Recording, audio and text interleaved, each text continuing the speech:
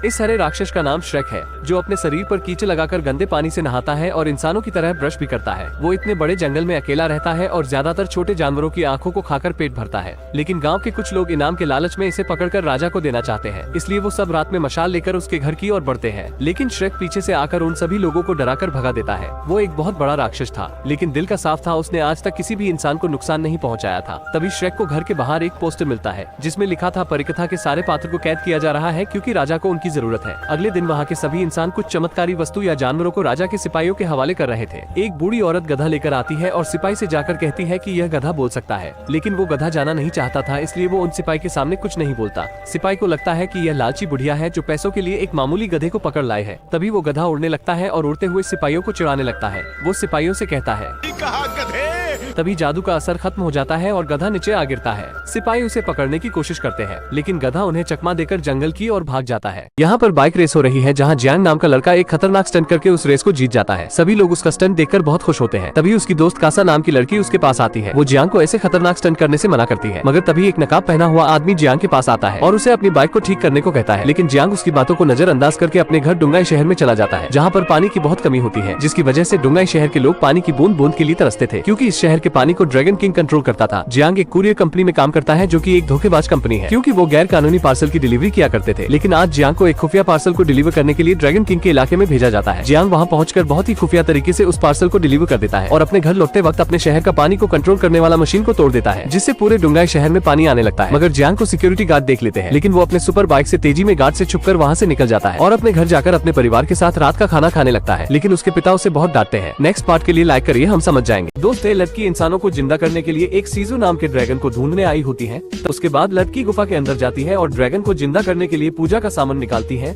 एक पानी के कटोरे में ड्रैगन से बने लॉकेट को डाल के प्रार्थना करने लगती है। तभी अचानक से वहाँ का पानी हवा में उठने लगते हैं और देखते ही देखते वो पानी ड्रैगन का रूप ले लेता है। दरअसल कुछ साल पहले 5 ड्रैगन मिलकर अपनी शक्तियों से इस लड़की के गांव को बचाए थे और वो मरने से पहले सभी ड्रैगन अपनी शक्तियों को एक पत्थर में डाल देते हैं और उस चमकते पत्थर का सुरक्षा एक बेंजा नाम का समुराई कर रहा होता है। लेकिन एक दिन उसकी बेटी एक लड़की को वो पत्थर दिखाने लाती है, मगर वो लड़की उसे धोखा देके सभी गाँव वालों को बुला लेती है। चमकते पत्थर को देखते ही सभी उसे लेने के लिए लड़ने लगते हैं, लेकिन वो पत्थर उनके हाथ से नीचे गिर के टूट जाता है और वहाँ बुरी शक्तियाँ आके उन सभी को पत्थर में बदल देती है। वैसे दोस्तों, 1 मिनट में कितने सेकंड होते हैं, कमेंट करके जरूर बताएं।